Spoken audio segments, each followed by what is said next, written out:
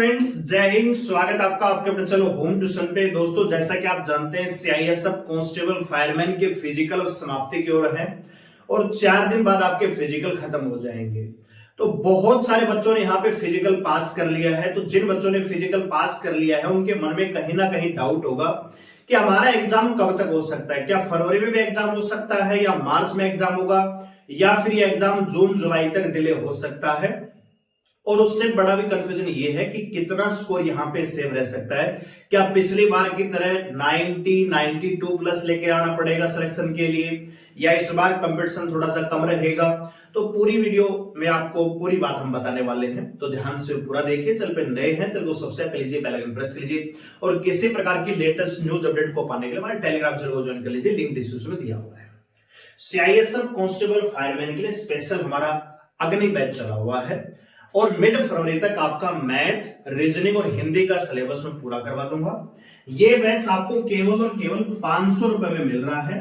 तो अगर आप भी फायरमैन की तैयारी कर रहे हैं और मैथ, रीजनिंग और हिंदी, ये जो 75 नंबर का सेक्शन है, इसमें अगर आप अपनी पकड़ बनाना चाहते हो और चाहते हैं कि इस 75 में हिंदी और रीजनिंग में फुल बटे फुल नंबर आए और मैथ में भी कोशिश करें कि 25 में से 22 23 तक जाने का प्रयास करें, तो भी आप 70 प्लस 72 प्लस आराम से स्कोर कर सकते हैं। और आप यहां पे अगर 70 प्लस स्कोर ले आते हैं तो आप मान के चले कि जीके का जो सेक्शन है 25 नंबर का, अगर आप उसमें 18 19 भी करते हैं तब भी आप यहां पे 83 84 तक आप मतलब 90 प्लस स्कोर आप आराम से कर सकते हैं। ठीक है दोस्तों, तो बहुत ज्यादा बेनिफिशियल आपके लिए बैच रह सकता है। एप्लीकेशन का लिंक डिस्क्रिप्शन में है या प्ले स्टोर में जाकर डाउनलोड कर सकते हैं होम ट्यूशन, और हमारा आपको अगली बैच दिख जाएगा, आप उसे बाय नाउ कर लीजिए। ठीक है, आइए बात करते हैं।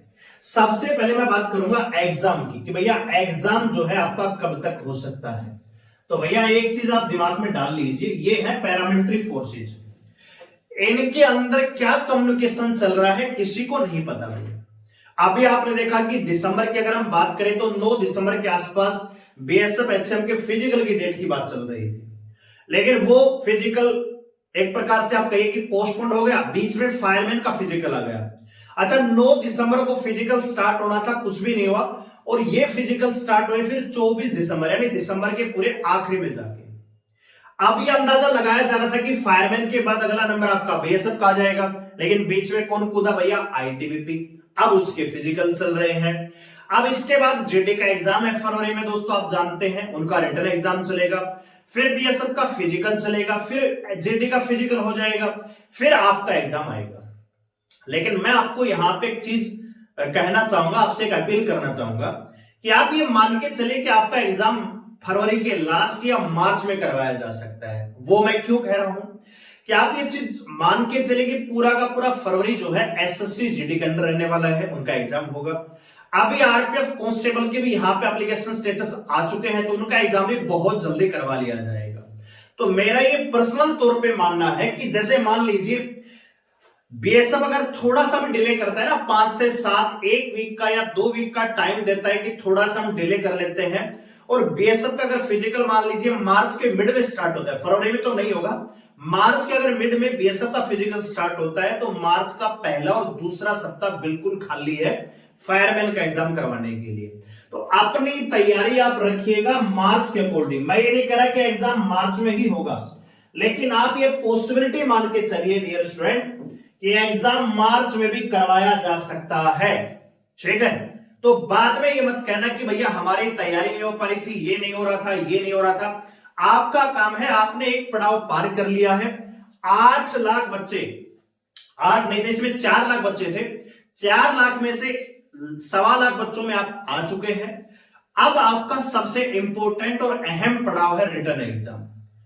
एक एक नंबर पे दोस्तों हजारों बच्चे या तो आगे निकलेंगे और एक एक नंबर से हजारों बच्चों को आप पीछे छोड़ दोगे। आप देखोगे कि मॉक टेस्ट आप लगा रहे होंगे, बड़े बड़े प्लेटफॉर्म पे कहीं से भी लगा रहे होंगे, तो एवरेज 70 का स्कोर तो हर बच्चा कर रहा होगा। अनपढ़ से अनपढ़ बच्चा भी रीजनिंग और हिंदी को सोल्व कर सकता है। ठीक है, लेकिन दिक्कत आती है मैथ और जीके में। 60 से 65 का स्कोर बहुत सारे बच्चे कर लेंगे, 70 का स्कोर भी बहुत सारे बच्चे कर लेंगे, लेकिन 70 से ऊपर जाने के लिए आपके अंदर कैलिबर होना चाहिए, आपके कंसेप्ट क्लियर होने चाहिए, आपका जो कैचिंग पावर है वो औरों की बजाय बेहतर होना चाहिए। और 70 से 80 का जो स्कोर है, बहुत ही कम बच्चे रहेंगे जो ऐसा कर पा रहे होंगे, और 80 प्लस स्कोर कर रहा होगा, मान के चलिए कि सिलेक्शन की दौड़ में आगे चल रहा होगा। दोस्तों मैं नहीं कह रहा कि 80 में आपका सिलेक्शन हो जाएगा, लेकिन 80 प्लस का स्कोर करना बहुत अच्छी बात है, क्योंकि 10वीं 12वीं क्लास में हम पढ़ते थे 80% का मतलब मेरिट में आना। तो आप मेरिट में तो आ रहे हो, लेकिन आपको पता है कि कंपटीशन का एग्जाम है, लाखों बच्चे एग्जाम में बैठने वाले हैं, तो कंपटीशन कहीं ना कहीं ज्यादा रहने वाला है। तो इसलिए एक एक नंबर की यहां पे जो अहमियत है वो बढ़ जाती है। ठीक है दोस्तों। और दूसरा आप जानते हैं कि 8वां पे कमीशन लागू हो चुका है, 2026 से उसको अप्लाई कर दिया जाएगा। तो एक कांस्टेबल की जो सैलरी है वो भी कम से कम 35 से 40 हजार पहुंच जाएगी, 40 से भी ज्यादा जा सकती है, क्योंकि अभी वर्तमान में जो सैलरी 21,700, फिर आप 50% ये लगा के लगभग 35,000 तो अभी है। तो अगर सैलरी की अगर मैं बात करूं दोस्तों कांस्टेबल फायरमैन की, तो आप मान के चलिए कि 2026 इसकी जो सैलरी है लगभग 45,000 के आसपास हो जाएगी। 12वीं पास विद्यार्थी है भैया, 12वीं पास एक बच्चा है, फौज की नौकरी और 45,000 रुपए की सैलरी। आप मुझे बताइए प्राइवेट कंपनी में कौन सी ऐसी कंपनी है जो 12वीं पास को 45,000 रुपए, छोड़ दीजिए 45,000, क्या 40,000 भी देती है, क्या 35 भी देती है, क्या 30,000 भी देती है? नहीं देती भैया। ठीक है, तो इसलिए मैं कह रहा हूं कि आप अपनी तैयारी को बढ़िया तरीके से रखिए। आप ये मान के चलिए कि आपका एग्जाम मार्च में होगा, इसी के अकॉर्डिंग अपनी तैयारी कीजिएगा। कैसे करें, कितना स्कोर यहां पे सेव रह सकता है? तो भैया पिछली बार की तरह ही स्टेट वाइज आपकी कट ऑफ लगती है। अब जैसे हरियाणा, यूपी, राजस्थान, बिहार, एमपी, आपने एसएससी जीडी में भी देखा होगा कि भैया 134 135 नंबर पे तो खाली फिजिकल आया, 145 नंबर पे सिलेक्शन नहीं हो पाया 160 में से। ठीक है, तो आपको स्कोर करना पड़ेगा। अगर आप बिलोंग करते हैं हरियाणा से, यूपी से, राजस्थान से बिलोंग करते हैं, एमपी से बिलोंग करते हैं, बिहार से बिलोंग करते हैं, तो भैया स्कोर आपको करना पड़ेगा कम से कम 90 प्लस। ठीक है, जनरल कैटेगरी में 90 प्लस तो आपको जाना ही पड़ेगा। और बहुत सारे ऐसे स्टेट है, जैसे मान लीजिए तमिलनाडु है, कर्नाटक है, आपका आंध्र प्रदेश है, उसमें 60 नंबर पे भी सिलेक्शन हो जाएगा, 68 नंबर पे सिलेक्शन हो जाएगा।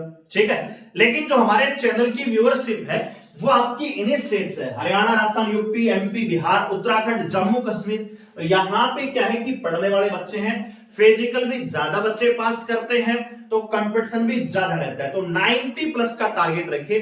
अगर आपका स्कोर अभी 70 है, तो अगर आप ये सोच रहे हैं कि भैया बिना कहीं सिलेबस पूरा किए, बिना कहीं कोचिंग लिए आप 70 से 90 पहुंच जाएंगे अगले 2 महीने में, तो केवल और केवल आप अपने पैर पे कुल्हाड़ी मार रहे हैं फिजिकल पास करने के बावजूद।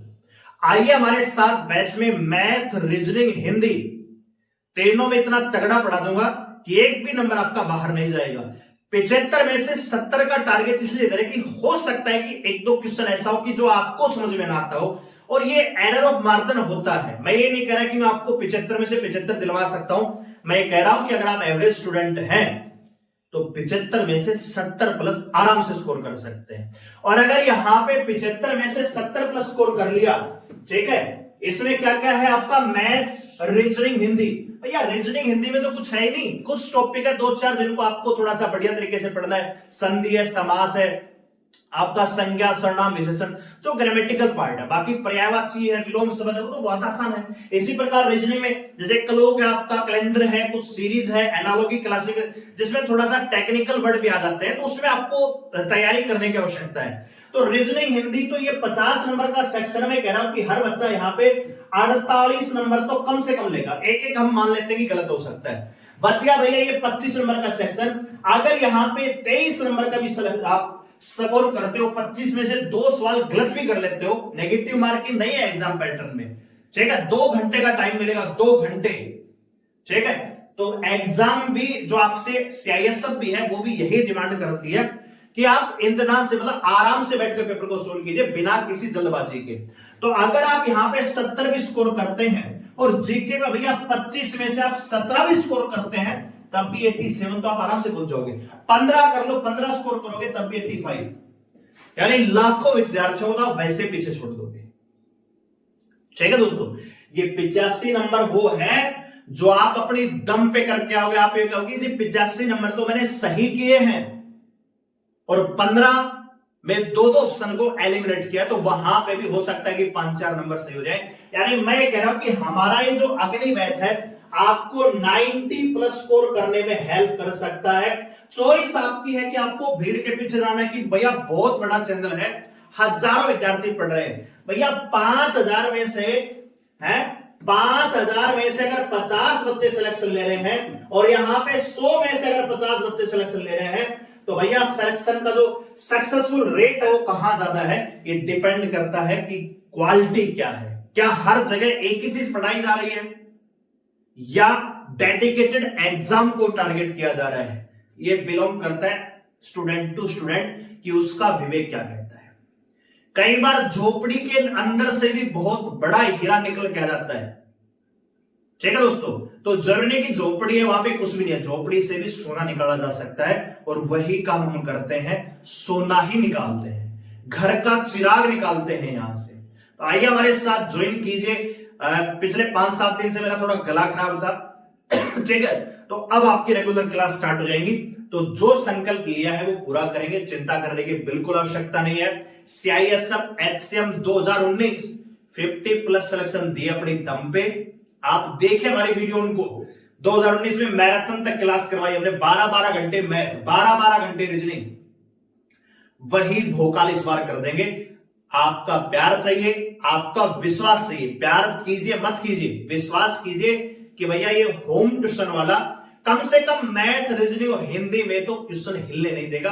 आप विश्वास करके आइए, हम आपको सिलेक्शन तक लेके जाएंगे। वीडियो लाइक करें, शेयर करें, चलो सब्सक्राइब करें, मेरे साथ जुड़ने के लिए धन्यवाद। जय हिंद।